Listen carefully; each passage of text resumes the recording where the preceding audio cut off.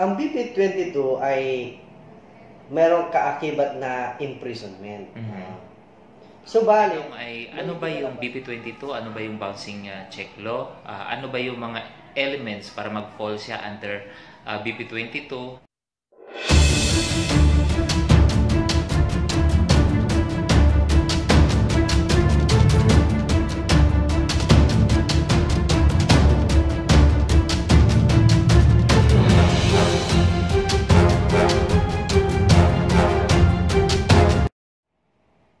Good morning. Welcome back to our channel, Business Insight.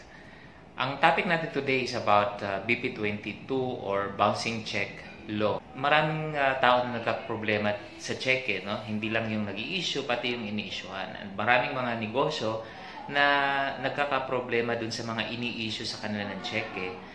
Ang tanong ay, ano ba yung BP22? Ano ba yung Bouncing Check Law? Ano ba yung mga elements para mag-fall siya under BP22, kailan ba nagkakaroon nito, ano yung mga remedies na meron kung ikaw ay nag-issue ng cheque at nag-bounce, at ano rin naman ang mga remedies para doon sa mga inisyuhan ng cheque na nag-bounce. Ano nga ba to? So we have here, again, thank you very much, Attorney Joel Arellano. good morning everyone. Ano nga talaga itong BP22 or Bouncing Check Law? Ang BP22 actually ay ito yung batas na inilabas or inenact noong panahon pa ni President Marcos, no? Ito yung batas pambansa bilang 22. So sa English ito yung Presidential Decree number 22. So ang purpose itong BP22 ay para proteksyahan commercial use ng mga checks, pag-issue nito, yung integrity ng mga notes, especially yung mga check, hindi masayang yung paggamit nito, no? Magkaroon ng value. So inilabas ng batas yung anti-bouncing check law, o kaya itong BP22.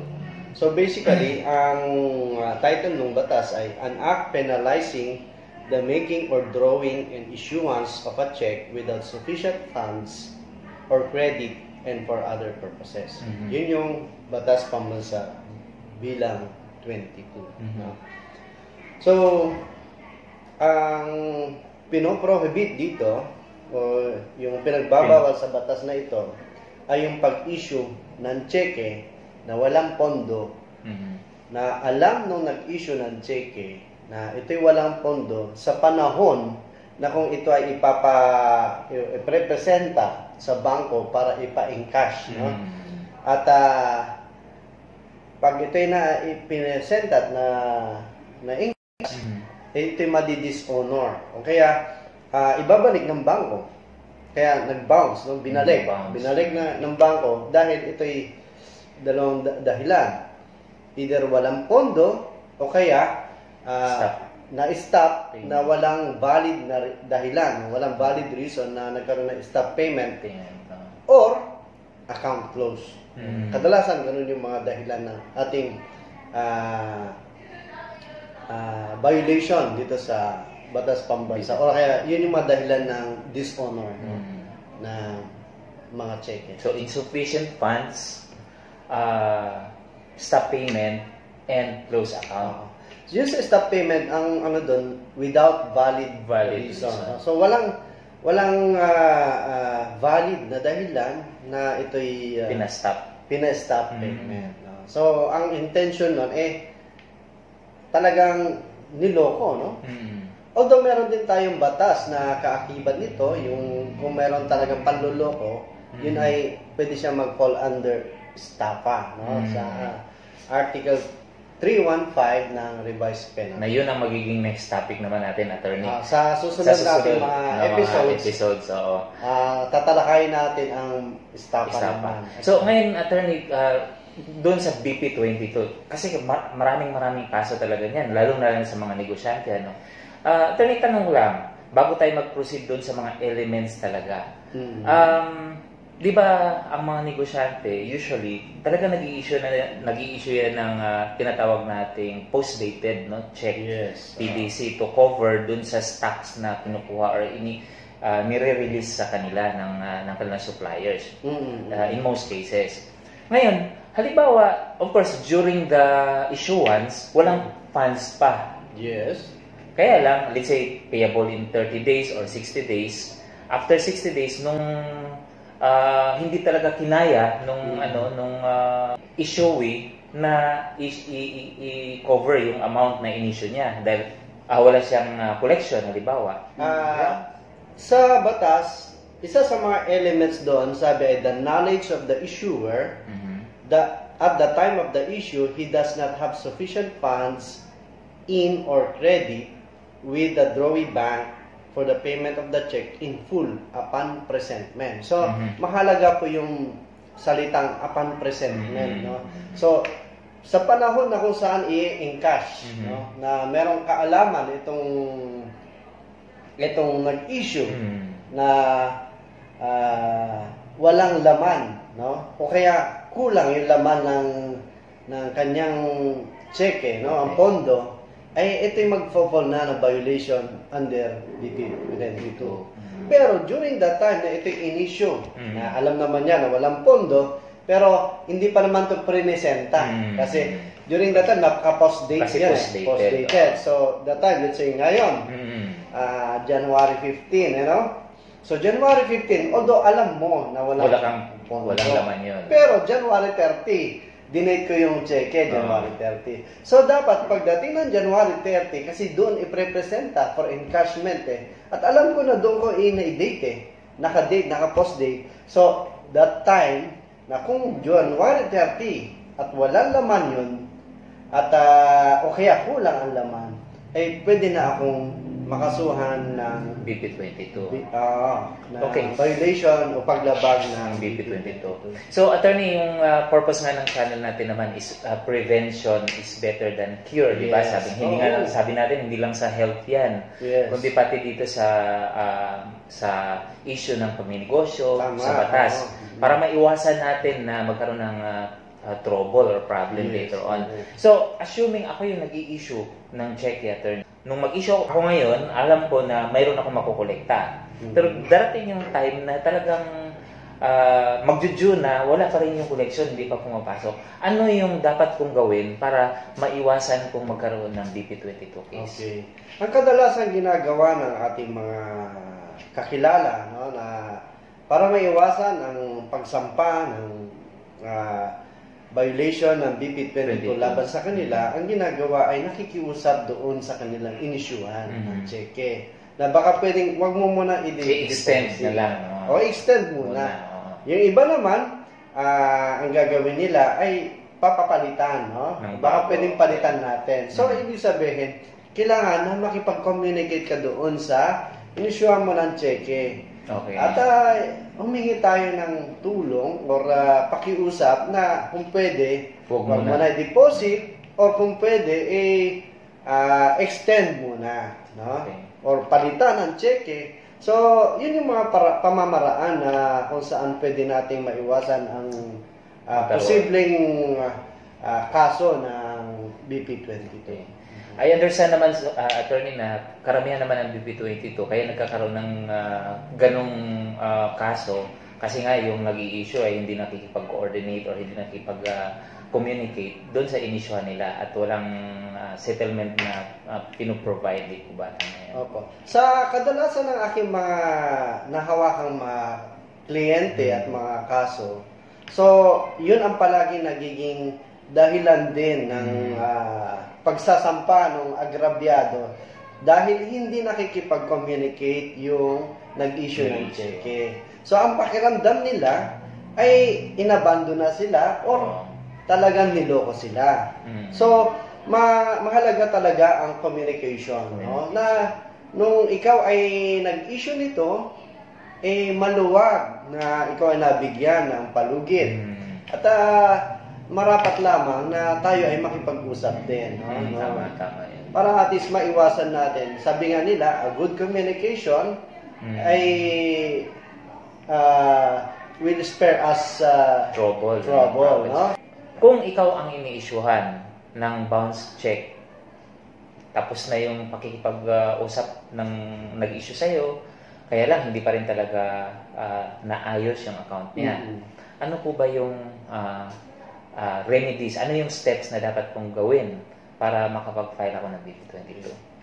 Ang mga requisites na pagsasampa ng kaso ay una, kung ang nagrereklamo at yung inirereklamo ay nasa isang bayan o munisipyo o city, no?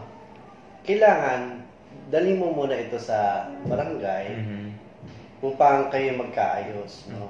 Pag-usapan. Pero depende pala ito, no? Depende kung ang nag-issue sa iyo ay corporate, no? Corporate check o kaya personal check, no? Kapag corporate check naman, kadalasan hindi na kailangan na dumaan ito ay sa barangay, no? Diretso na. Pero kung ito naman ay personal check, ay nararapat lamang na idaan mo ito sa barangay. Sapagkat ito'y nire-require ng batas, no? Na prior dun sa pagsasampa. So, matapos itong maidaan mo sa barangay, humingi ka ng certificate to file action. So, ito yung ini-issue sa barangay, no? So, ini-issue to ng lupon. So, matapos magkaroon ka ng tinatawag na certificate, o kaya yung pahintulot para dumulog sa hukuman, ay lalapit ka ngayon sa isang abogado upang maihanda. Or kung ikaw naman, kaya mo na ihanda ang iyong reklamo, maaari na rin, ano? So, ihanda ang iyong reklamo. Pero bago maihanda yan, kailangan, meron pa pala isang requirement na kailangan. Magbigay ka ng demand letter, no? So, yun yung isa sa pinakamahalagang requirement bago ka magsampa ng kaso, no? Kailangan meron demand letter, no? So, issuehan mo ng notice or demand, no? Demand to pay and notice of dishonor. Okay, no? So, notice of dishonor and demand to make good the check, no? Para bayaran niya yung check. So, kumbaga yan yung chance niya. Yun ang mahalaga, no? I-inform mo yung narareklamo, kailangan malaman niya na na-dishonor yung check. No? So, in other words, attorney, kahit na minsan hindi na kailangan pumunta ng barangay, basta't alam mong ipa-receive mo na yung letter mo, demand letter, sufficient na yun siya para mag-file ng case. Ang kaso kasi na gaya lang yung mga BP22, yung mga kaso na falling under municipal trial court, ay kinakailangan dumaan sa barangay. So, it's a prerequisite yan. No? That is for individuals, attorney.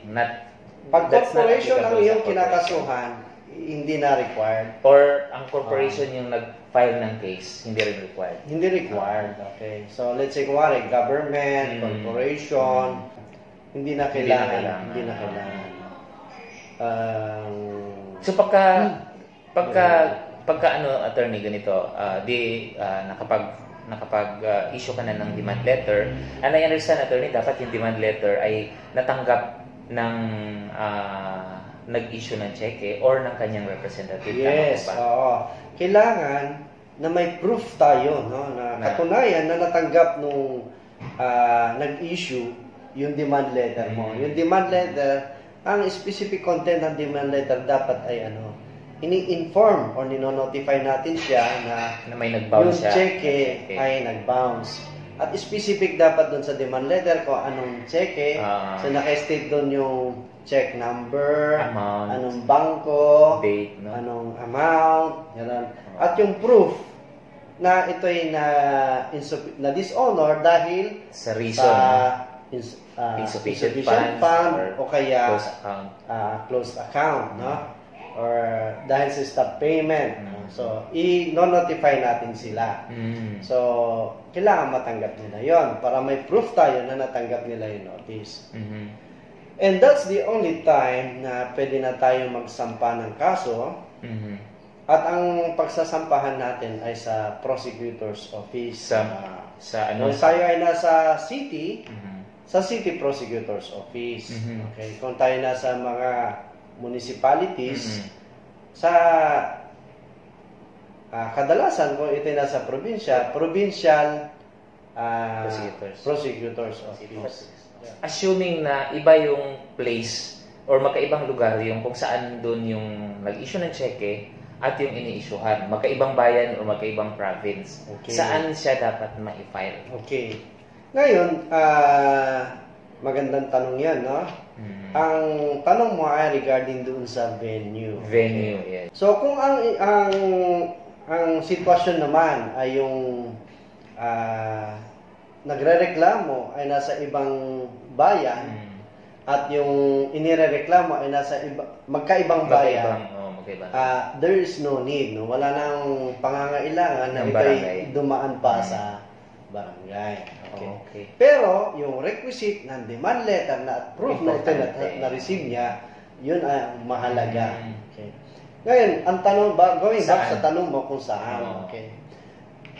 Hahanapin mo kung ano yung mga elemento ng pag-issue ng cheque.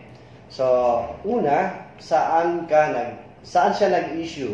Saan siya nag-issue sa'yo? Okay. At saan ka nag-deposit para sa for presentment. So, kung mga elementong yon, pwede ko kahit saan doon. So, in other words, attorney, mamimili ang nagpa-file yung nagreklamo. Ang nagre-reklamo kung saan, no? Saan pwede. Which is, kung saan convenient sa nagre-reklamo. Well, not necessarily convenient, pero pwede natin sabihin yon. Okay. No? Pero ang titingnan natin din ay yung elemento no? Pag-i-issue. Yung tinatawag natin na element of the crime kung saan yung naganap. So kung ito yung initial example, ito yung initial sa Quezon City dahil doon kayo nagkita, pero dineposit mo sa Malolos at sa Malolos nag-bounce. So, na-dishonor sa Malolos, pwede sa Malolos ka mag-file or pwede ka sa Quezon City mag-file. Okay. So, in other words, attorney, nag-issue siya sa QC, Quezon City, dineposit mo sa account sa Malolos, pero ikaw nakatira sa Angeles, Pampanga. Sa tatlong bayan na yan pwedeng i-file or dalawa lang? Sa dalawa. Walang kinalaman ang yung kung saan ka nakatira. Okay. Ay, mag-a-apply lang naman yung residency kapag ito'y civil cases. Civil cases. Pero ito naman ay criminal to, kaya hindi mag-a-apply yan. Kundi, saan nangyari? Hindi rin dito mag-a-apply kung saan ang office or ang residence nung nag-i-issue. Walang kinalaman yun. So, yung kung saan na-committed yung crime doon talaga. Yun ang mga yan. Okay. So, ito na, magpa-file na. Napaka daming curious, no, na maraming nagtatanong sa atin yan, attorney. Mayroon po bang nakukulong sa BP22? Okay. Dahil sa ang BP22 ay mayroong kaakibat na imprisonment. Subalit, may ipinalabas ang Supreme Court noon na circular na kung saan nakikita nila na binavalue natin yung human freedom, no? At saka yung human yung ability niya na pwede namang bayaran. Okay. Kaya ngayon, ang sinasuggest or ini-encourage na ang penalty ay fine. Bagamat pwede naman na pwedeng imprisonment, pwedeng fine, or both. Yan. Subalit ang suggestion, ito lang naman ay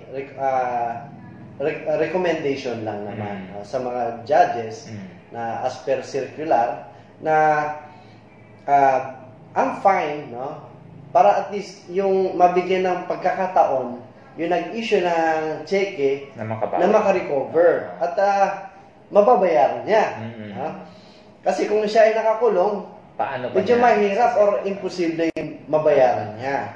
So, yun ang ating paniwala na wisdom behind doon sa circular na yun na binibigyan ng pagkakataon doon sa kinasuhan na makabayad. No? So, maghanap buhay at makapagbayad. Okay? So, ang fine ngayon ay ayon sa circular na yon na magiging double, no? Double but not more than 200,000, no? Double the amount but not 200. But not exceeding 200,000. Yung fine, no? Okay. So, hindi pa yun kasama dun ang principal, of course. Oo, fine nga yun. So, Fine yung fine, ibig sabihin, ibabayad yun. Yun yung penalty yun. Penalty. So, iba yung principal na dapat na bayaran. So kung pero, yun nga, sabi nga doon na hindi nawawala yung aspeto ng imprisonment. So, it's possible if the judge would find na talaga namang willful at saka medyo talaga yung pagkaka-issue depende sa circumstances, no? Na talaga namang yung nag-issue talaga namang trabaho na niya pala na or para makapanloko talaga, possible na mag-issue ang judges ng imprisonment. In other words, depende pa rin yun sa appreciation ng court on the of the case. Whether ito ba baka naman kasi maraming cases na paulit-ulit nang ginagawa to ng accused, dapat na sigurong ikulong. And possible naman. Also, yun yung mga factor na pwedeng i-consider ng court. And also yung kung paano niya, kung paano yung deceit na ginawa niya para makuha yung in exchange for the issuance of the check. Tama po ba yan? Well, isa rin yun sa mga pwedeng i-consider. Bagamat hindi naman siya element. Kasi yung element of deceit, mag-fall under yung another case yun. Yung sinasabi natin na baka possible na mag-fall under estafa. No? So, kapag may deceit and mayroong damage, so possible na mag-fall under estafa. No? Okay. Na i-discuss natin sa mga susunod natin mga... So, in other words, attorney, dapat hindi pa rin pakakampante yung mga nag-i-issue ng cheque na kung sinabi ng Supreme Court na as much as possible, walang kulong, as much as possible, i-require lang yung nag-i-issue ng cheque na bayaran na lang yung kanilang yung amount ng na issue nila plus of course penalty. But hindi pa rin yun guarantee kasi nasa judge pa rin kung depending on his appreciation of the case kung ikukulong siya or hindi ang judgment. But ngayon attorney, kung ikaw ay inisyuhan tapos feeling mo maliit lang naman yung inisyu sa'yo, kung mag-hire ka ng lawyer parang ang gusto mo lang talaga talagang maturuan ng leksyon din, no? Kasi kung mag-hire ka ng lawyer, parang mas mahal pa yung services ng lawyer kaysa doon sa amount na inisyu sa'yo. Ano ba yung mga remedies na meron? Okay. Going back doon sa hiring ng lawyer, meron naman tayong mga ahensya ng gobyerno kung saan nagbibigay ng libreng services. So, meron tayong public attorney's office. Marami tayong mga magagaling na mga public attorney at masigasig sa mga pagtulong sa ating mga kapwa. Meron din tayong mga legal aids sa I think UP meron, no? At saka sa mga ibang law schools, no? Na pwedeng lapitan naman ng ating mga kababayan na nangailangan ng tulong, no? Ang tanong mo kanina ay ano yung tanong mo? Ang tanong ko, attorney, ano ba yung, tama, nasagot mo naman, attorney, no? Ano ba yung mga remedies talaga? So, sabi, kung hindi naman ganun kalaki yung check na in-issue sa akin, kaya lang kailangan ko makolekta yun. Or di kaya kailangan ko maturuan ng leksyon yung nag-issue sa akin. Kasi, ang dami na niyang victim. So, sabi mo nga, sa PAO, meron naman tayo at ibang agencies ng government na pwedeng hinga ng tulong. Magiging resourceful lang, no, kung sino man yung gustong magrereklamo na humingi ng tulong sa kung saan-saan agencies man. Ngayon, attorney, doon naman sa part ng nag-i-issue ng cheque. Halimbawa, mayroon ng pending case talaga na i-file na at yung nag-file sa kanya ng case talagang mayroong private lawyer or yung case na sa court. Subpoena or di kaya yung case talagang for issuance na siya ng warrant of arrest. May mga cases na ganun tayong nakikita, attorney. Ano ang kanyang gagawin naman dapat para hindi naman siya kaagad-agad may ipakulong? Okay. depende kasi sa stage ng kaso. No? So, meron kasi sa stage din sa prosecutor's office pa lang, may stage minsan na ang ating mga prosecutors ine-exercise nila yung chance or opportunity na kung saan pwede mag-areglo pa yung nirereklamo at saka inirereklamo. So, kadalasan meron akong as par experience, may mga prosecutor na in-exercise muna nila yon, no? So, pinag-uusap muna, baka pwedeng mag-areglo. Okay. So, in that opportunity, I would suggest doon sa nirereklamo, kung totoo naman meron siyang in-issue at talaga namang totoo naman na hindi niya nabayaran, makipag-areglo. Okay. Kasi hindi naman sa pagkikipag-areglo naman, depende kasi sa good faith din ng tao. No?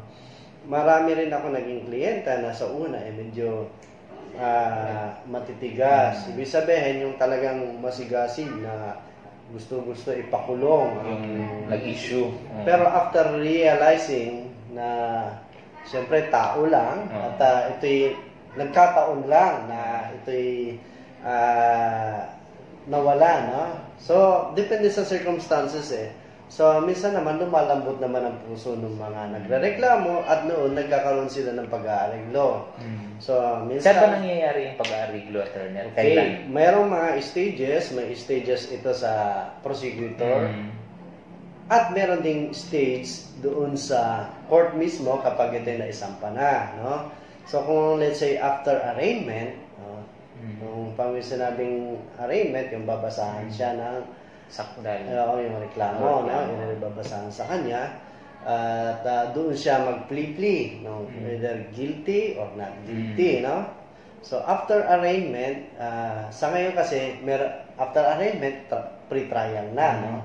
Then, after pre-trial, pwedeng i-dalhin ito ngayon sa mediation. At doon sa mediation stage naman, pwede ulit sila mag-usap. No? Meron naman mga nagre-reklamo minsan na pumapayag na kahit installment. At meron naman na kung hindi kaya yung bayaran ng buo, pwede installment, o pwede naman meron din pumapayag na merong kapalit na gamit. It's a valuable thing, na? In exchange. Whether in exchange or pwede rin as security habang pinabayaran.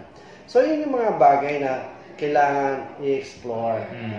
Para maiwasan din na unang-una, ito yung magiging win-win situation sa inirereklamo at saka nagrereklamo at on the part of the court. The government. The government.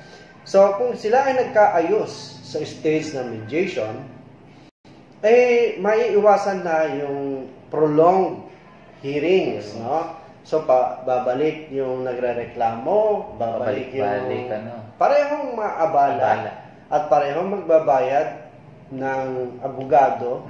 O kung libre man ang abogado, still yung abala sa oras, yung gastos sa transportation, unless of course kung nakatira na mismo sa court. Attorney, at saka yung pinaka-importanting banggitin dyan, yung stress. So, yung stress din, no? So, sabi nga nila, ang stress daw nakakakos ng cancer. So, kung ayaw natin magka-cancer, hindi pag-usapan. Tama. So, attorney, para lang sa mga viewers natin, no, kasi baka yung iba ay hindi naintindihan yung halimbawa, ano ba yung role ng prosecution, ano yung judge na sinasabi natin, no? So, una kasi pag ang filing ng case, doon muna sa prosecutor's office. Yung prosecutor's office, tama ba? Talagang siya yung mag-determine kung mayroong probable cause yung case. Tapos pag nakita niya na okay, nakakomply naman sa lahat ng mga elemento, so i-akyat na niya yun sa judge. Tapos yung judge naman, i-appreciate niya ulit kung mayroon ulit siyang kailan siya mag-apply nga ulit ng, or kailan siya mag-issue ng warrant of arrest kung kailangan. Okay. Going back, no? So, after prosecutor, meron pa isang area na hindi natin na-explore, na possible, no? So, minsan, ito ina-explore ng mga ibang lawyers. No? So, after prosecutor's office, minsan, inaakyat for petition for review sa DOJ. Sa DOJ, So, DOJ may 60 days yan. No? Bagamat, minsan din, kahit na nakaakyat na sa DOJ, minsan dinediretso na rin sa court. No? But there is still another venue. Sino ba yung mayroong rights nun, attorney? Yung nagdidemanda o yung dinidemanda? Both. No? Both, So, okay. both. No? So if they think na mayroong abuse or pagkukulang doon sa resolution or whatever that na pwede nilang erase, minsan inaakyat dito sa DOJ. Okay. So, i-review ngayon ng DOJ. DOJ, Department of Justice. Yes, Department of Justice. So, i-review nila yan ngayon. Then, pwede nila lang i-reverse yung naging resolution ng prosecutor's office. Na Pwedeng i-reverse pwedeng or pwedeng i-affirm. i-affirm. Pwede nilang i-affirm. Na. At assuming na ito'y ang findings kailangan sampahan ng kaso, so ito'y aakyat ngayon, dadalhin ngayon sa court. So, isasampa. sa judge na. So yung prosecutor's office, sila yung taga-usig. Okay. Ang iba ang tawag ay fiscal. So sila yung taga-usig, sila yung kumbaga sila yung abogado ng estado, ng Republic of the Philippines or People of the Philippines. Sila yung abogado ng People of the Philippines versus nandun sa Yung nirereklamo. Yung like Juan de la Cruz Si Juan versus Philippines versus Juan de la Cruz. People of the Philippines versus Juan de la Cruz. Okay. Ang abogado ni People of the Philippines ay yung mga prosecutors, public prosecutors. Ngayon, yung private complainant na kung meron siyang habol, usually naman, ito nangyayari dito sa DP22, merong private prosecutor. Okay. So, si private prosecutor, dahil since ito involving sa civil aspect, yung mga sa pera, no? Dahil nag-bounce, so necessarily it involves money. No? So, yung claim nila doon sa civil aspect, ito ang nagre-represent dyan ay yung private prosecutor. Ibig sabihin yun yung lawyer na hinire na private. Ito yung lawyer na hinire nung inisyuhan nung bounce check. Yung nagre-reklamo. Okay. Ngayon naman, doon sa side naman ng inireklamo, dalawa lang. Either kukuha siya sa public attorney's office, o kaya kukuha rin siya sa i-represent siya ng IBP. No? Nakalimutan ko pala na isa sa mga nagbibigay din ng free legal service ay ang IBP. Na meron tayong IBP Legal Aid. No? So, pwedeng IBP o kaya pwede rin silang dumulog doon sa mga nagbibigay ng free legal aid o kaya mag-hire sila ng private lawyers. So, tandaan po natin na yung on the government side, sa nagre-reklamo ay ang prosecutor, yung mga fiscal. At on the side of dun sa nire-reklamo, kung walang lawyer, kadalasan yung public attorney's office, yung tinatawag natin PAO, ang tinutulong. No? So, yun yung mga nangyayari. At ang filing nito after sa prosecutor's office, ito ay sa MTC palagi. MTC. So, either kung nandito municipal, tayo sa... MTC is Municipal Trial Court. Yes, o kaya Municipal Trial Court in cities, or o kaya Metropolitan Trial Court. Which is usually trial courts in the cities. Yes, dito sa Metro Manila. Okay. So, dito sa Metro Manila, may mga MTCs tayo. Pero sa mga provinces, at saka sa provinces, may mga cities din. So, MTC pa rin. So, in other words, attorney, ulitin ko lang, no? Para doon sa mga very stressed na sa ngayon, no? Na dahil nakatanggap na sila ng demanda, yung iba siguro nakatanggap na ng yung warrant of arrest, no? It's also possible. Kasi, syempre, lalo't hindi nila alam na may nakademanda pala sa kanila, yung judge ay mag-i-issue ng warrant of arrest kung hindi sila sumasagot. Ngayon na attorney, huwag silang matakot kasi mayroon pang pwede pa silang makipag-settle noon, pwede pa silang makipag-settle doon sa court. Kung halimbawa hindi pa naman nasa prosecutor's office pa lang, pwede silang pumunta doon at doon makikipag-usap. Tama ba? I-clarify ko lang ha. Yung pagsasettle na court, hindi yung court ang sinesettle or kundi yung gustong talakayin ay kapag nasa stage na ng court, meron yung mediation stage. So doon yun. So kung doon sa, pag may issue naman ng warrant of arrest, kailangan magpiyansa. Para hindi kayo makulong. At usually naman, ang standard fine is 2,000 per check. So magpiyansa po tayo. So wala yun sa amount ng cheque na na-issue? Yes, I think per count. Per count. So kung 10 cheque, that's 25,000. Yes, so in other words, attorney, assuming wala yung as a caveat na as far as my knowledge is concerned, ganun yung bail na, but I'm not sure kung mayroong bagong guideline ngayon, no? After the pandemic, kung may mga bagong In other words, attorney, when a case is filed with the prosecutor's office, pwede silang pumunta doon at pwede silang makipag-settle na kagad doon with the complainant. Actually, even before filing, pwede silang mag-settle sa complainant para maiwasan na. Pero assuming attorney na i-file na may summon na pwede naman doon. Well, just to share, no, I have cases na hinawakan na nandun na kami sa presentation of evidence na ng prosecutor, but still we beg leave, we ask the court na baka pwedeng ayusin yung civil aspect. No? So, kadalasan naman na kapag nagkaroon na kayo ng compromise agreement, magkakaroon ng tinatawag nating provisional dismissal. So, ang ginagawa namin, let's say, kunwari, if hindi naman kayang bayaran na buo, so, itatama lang natin yung installment sa 1 year, no? So, ang provisional dismissal for 1 year, no? So, at least, within 1 year na hindi mabayaran, as per dun sa agreement, pwedeng i-revive yung case. But, if mabayaran naman dun, matatapos na. So, you can apply now for permanent dismissal after 1 year. In other words, attorney, talagang makikipag-usap lang. At huwag lang talagang iwasan or takbuhan yung in fact, problema. As per experience sa mga hinawakan kong mga clients natin, regardless whether you're nagre-reklamo or nire-reklamo, nadadaan sa pag-uusap. Usap lang talaga. Nadadaan sa tama yung sabi niyo, attorney, dapat bago yung filing, dapat nag-uusap kasi na. Both will realize later on na malaking abala sa kanila, malaking abala sa court, malaking abala.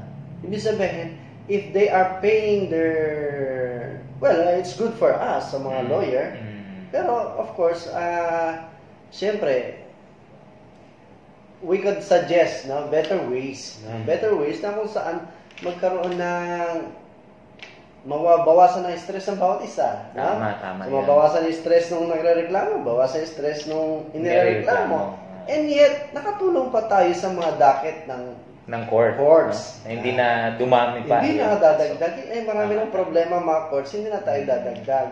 So, lahat ng bagay, I believe, ay naitadaan sa tamang pag-uusap. Na hindi na kailangan nga ng lawyer Going back doon. Tama naman yung sinabi mo, no? But if nasa court na siya, necessarily, you will be needing. Going back doon, attorney, sa case na, halimbawa, may inisyuhan, tapos nag-bounce, nag-file ng case, pumunta sa, nag-hire ng lawyer, yung nagpa-file ng case, of course, nag-file ng case sa prosecutor's office. Ngayon, yung pina-filean, attorney, pwede ba niyang sagutin yun, yung pinahil sa kanya na hindi siya mag-hire ng lawyer? May mga gumagawa dun sa at the stage of prosecution, no? Kasi the right to counsel is applies. Yes, yung right, it's your also right not to hire a counsel. But necessarily pagdating sa court, kailangan nyo, no? So you have the right to choose. Unless, of course, you are a lawyer. So, you're a lawyer, wala namang problema yan. You can represent yourself. No? Marami naman gumagawa na they represent themselves. No? And I'm not sure kung totoo yung balita na during the time of Marcos na he represented himself as a lawyer for himself. Yes. Attorney, marami namang ganun. Assuming ako naman yung inisyuhan, no? Tapos gusto ko lang collection babayaran ako. So I would probably think na baka matakot yung nag-issue sa akin pag finailan ko siya ng case. But ang gusto ko, yung isusumon lang siya ng prosecutor's office. Pwede bang ako lang ang pupunta doon at dadaling ko yung complaint ko? Well, without the lawyer? Ganito, no? Let's be fair naman dito sa ating government instrumentalities and agencies. No? Let us not use the court or the prosecutor's office as collecting agents. No? Hindi naman sila collecting agents.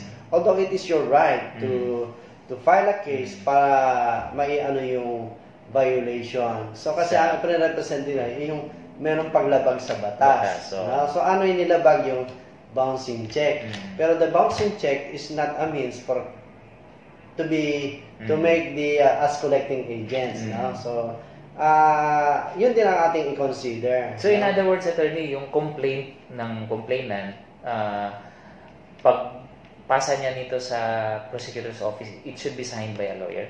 Or pwedeng walang sign? Ang ano kasi is filing of a complaint before the prosecutor's office is tawag doon affidavit complaint. No?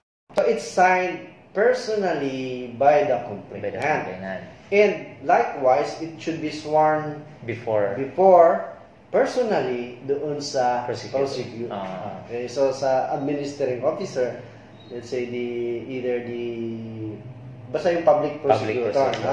So it should be sworn. Okay? So you bring your ID, minsan they would require you to sign before them, no? Para ma-verify na yung ID mo ba tama, no? Ikaw nga ba talaga? Baka naman proxy. So bawal mo ang proxy, no? Bawal. It should be personally. Even yung witnesses, no, pati yung mga testigo should be personally present, no? Kasi with their IDs, no, to prove na sila talaga yon. Kasi they should swear na they have yung complaint affidavit as well as their yung salaysay ng mga witnesses ay personally na sinagawa nila yon, alam nila yon, may personal silang kaalaman doon sa mga sinasabi doon, at lahat ng mga sinasabi doon ay pawang katotohanan. Otherwise, di ba? Maaari silang makasuhan ng perjury. Kasi baka perjurious no? So paring makasuhan ng perjury. In other words, attorney, so merong accountability. Para hindi naman kahit sino na lang file ng kaso para lang mangharas. Pero meron bang form na available dun sa prosecutor's office kung magpa-file ka? Meron tayong investigation data form. Okay. Pero yung nilalaman nun, okay. Minsan naman, in other cases, let's say, kumare, yung mga other criminal cases falling under revised penal code, no? Kadalasan yung mga child abuse, physical injuries, mga ganon. Kadalasan, kapag nagreklamo sa police, doon na ginagawa yung salaysay. At doon naman, ini-endorse ng police ngayon sa prosecutor. Yung mga iba naman, may mga other cases din na minsan dinadala sa NBI. Then, after NBI, ini-endorse na naman ito sa prosecutors. Okay. Yun naman sa hindi dumaan sa ganong bagay, let's say, going back dito sa BP22, if kaya ng complainant na mag-prepare na kanyang complaint, there's no problem. But if yung mga iba, to be safe, they would ask yung mga may kaalaman sa... Halimbawa ako may nag-issue sa akin ng cheque at nag-bounce, tapos ginawa ko na, pinadala ko na ng letter, kaya lang wala pa rin, hindi pa rin sinasagot. Pwede ba akong dumiretso sa prosecutor's office at mag-file ng complaint form doon? Doon sa prosecutor's office, merong available na investigation data form. Yun ay binibigyan nila minsan na free. Pero ito yung covering lang. Covering page lang to. Ng isang talagang complaint affidavit. Yung complaint affidavit mismo, kailangan ihanda ito na nagrereklamo. Ngayon, kung hindi ito kaya na nagrereklamo by himself, pwede siyang humingi ng assistance sa mga nakakaalam.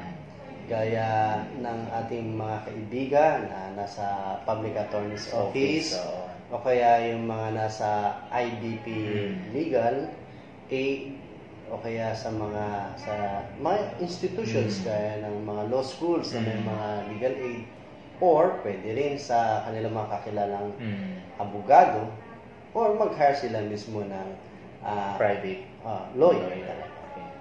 Sige. Okay, so actually halos covered na natin lahat ng topic dun sa BP22, attorney, no? Panghuling salita na lang, attorney.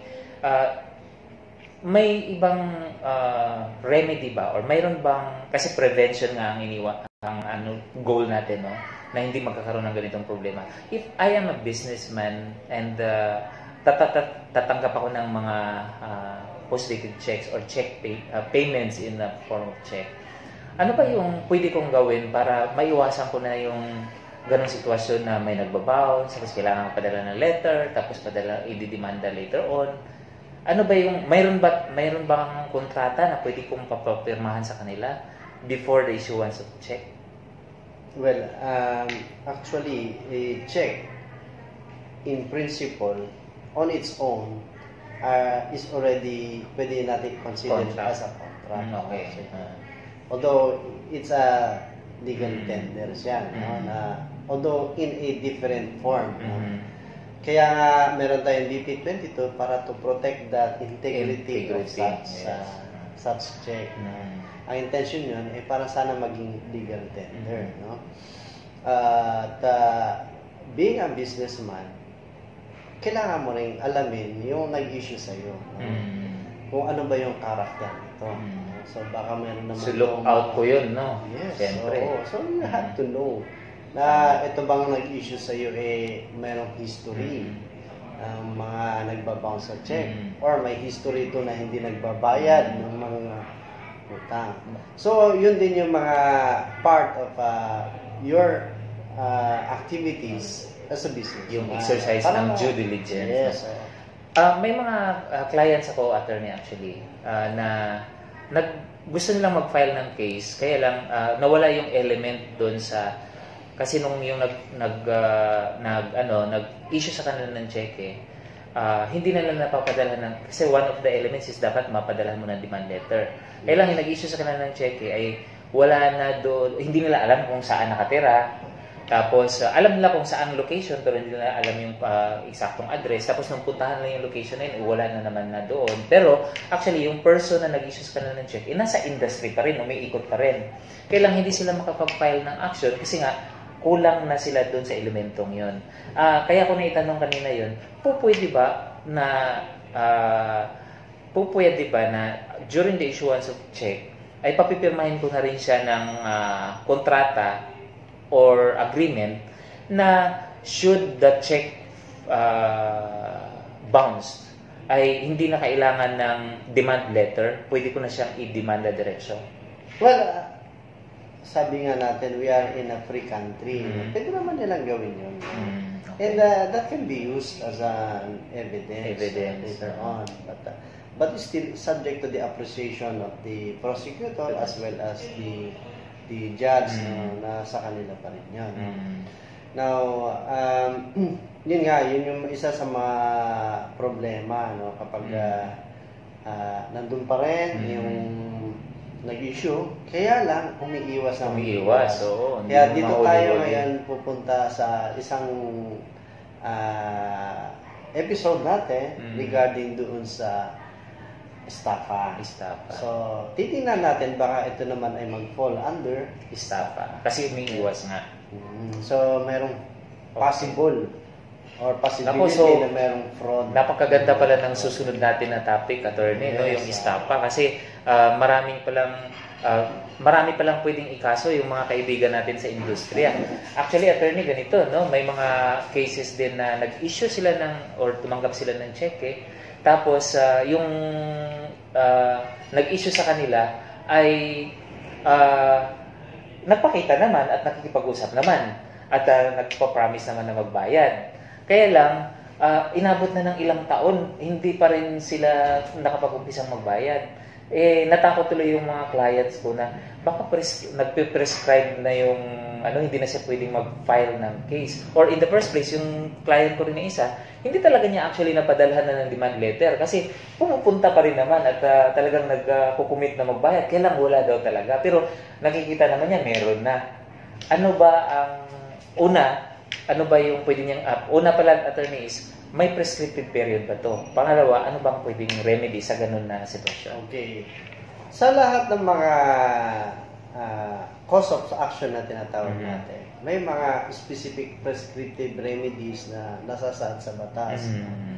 Pero, meron ding may mga alternative actions na pwedeng gawin. So, kung hindi ito papasok sa criminal case, maaaring pwede rin sa civil cases, no? Collection for sum of money, lalo na yung mga nag-steal checks na kasi 6 months lang hindi yan na papasok sa criminal case o BP22, pwede mo namang habulin pa sa civil cases. Unless of course nag-lapse na ng period na kung saan nag-expire na yung prescriptive period na habulin ito.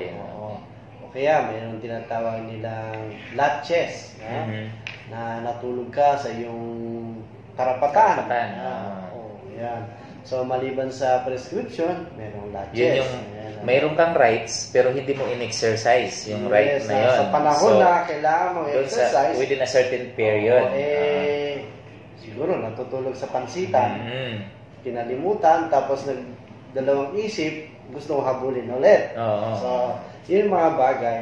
Pero yung mga bagay na yan, i-discuss natin in detail sa mga susunod natin mga Kaya dapat bantayan nyo yung mga susunod namin na episodes kasi napakahalaga nun para sa mga negosyo natin. Yun. So, guys, watch out sa mga next videos na i-release namin. Kung hindi pa kayo nakasubscribe ngayon, make sure to subscribe and click the notification button para sigurado na kapag mayroon kaming i-upload na video ay talagang ma-notify kayo. So, gaya ng mga in-espouse natin principle, as much as possible, we do things in good faith. Fair dealing and good faith. So, fair dealing doon sa nag-issue at saka good faith as well as doon sa inisyuhan. So, gaya ng paulit-ulit ko sinasabi, nasa tamang komunikasyon yan. So, merong sinceridad o sincerity doon sa parehong parties, I believe magkakaroon ng pag-aayos. So, at may iwasan ang mga bagay na kung saan magkakaroon ng problema at itong mga problema to nagdudulot pa ng mas malaking problema. Gaya na sa mga negosyante, kung ito'y na-involve sa kaso, well, sabi nga nila, time is gold. So, kung yung oras mo ay nasasayang lang sa pag-attend o pag-asikaso ng mga kaso, nasasayang din yung opportunity mo para kumita. So, mga guys, mga friends, remember what we are doing is we're sharing practical tips. Yes. Now, if we want in-depth knowledge, just comment or ask. Then we will discuss on our next episodes for a deeper and detailed information. Okay. Kasi guys, this channel is not only for legal topics, no. Ang channel na to is really for businesses, no. How to earn money, how to make money, how to start a business, how to go into business without capitalization, how to register a company, lahat nun. And isiningit namin tong legal kasi we have a lot of clients na nagkakaroon ng maraming problema on the legal issues of business operation. And isa nga to yung BP22. So, just make sure to really subscribe para siguradong at saka yung just really click the notification bell para siguradong makaka-receive kayo ng notification every time na mag-upload kami. Watch out for our next video. It's really going to be very, very interesting kasi we're going to discuss about istapa. Ano yung mga elements ng istapa? May napukulong ba sa istapa? Anong difference ng istapa at saka yung tinatawag nilang large scale istapa? Tama ba, attorney? May mga may mga categories. May mga categories yun. Merong qualified, large scale. Minsan, meron pang tinatawag na economic sabotage. So, maraming mga klase. And watch out. Watch out for that. I-discuss natin yan sa ating mga susunod na episodes. episodes. And of course, itong nabitin dito sa discussion natin na BP22, kailan at ano yung elements na meron na yung mere issuance of check na nag-bounce ay magko-qualify as istapa. Yun din ang i-discuss natin next time. Yes. Okay, so have a nice day. Have a nice day. Bye for now.